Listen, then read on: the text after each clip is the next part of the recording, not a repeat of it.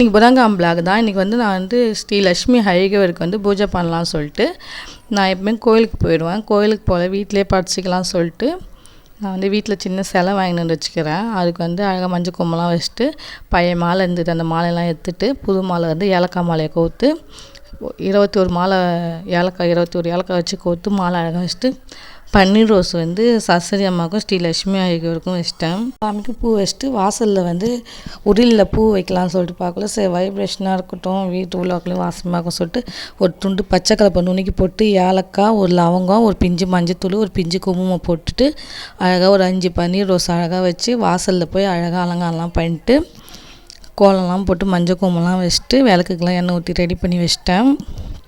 வாசலில் விளக்கு ஏற்றிட்டு உள்ளே போய் காமாட்சி விளக்கு, குத்து விளக்கு, வாராகி அம்மா விளக்கு, ஸ்ரீ லக்ஷ்மி ஹரிக சரஸ்வதி அம்மா கூட்டு நெய் விளக்கு ஏற்றிட்டு முருகருக்கெலாம் விளக்கு ஏற்றிட்டு வெளியே வந்து சாம்பிராணி போக ஃபுல்லாக அருவிகாலில் சாய்பாபாவுக்கு அருவிகாலில் வந்து கும்மதெய்வம் குலதெய்வமும் இருக்குவாங்க, அவங்களுக்கு காமிச்சிட்டு வீடு ஃபுல்லாக தூபானம் காமிச்சிட்டு நேராக சாமி ரூமுக்கு வந்து சாமிக்கெலாம் எல்லா சாமியும் காமிச்சிட்டு ஸ்ரீ லக்ஷ்மி ஹரிகவருக்கும் சரஸ்வதி அம்மாவுக்கு பாபாவுக்கு வாராகி அம்மா குலதெய்வம் முருகர் எல்லா சாமிக்குமே காமிச்சிட்டு அழகாக நெய்வேத்தியமாக வந்து சாத்துக்குடி வச்சிட்டேன்.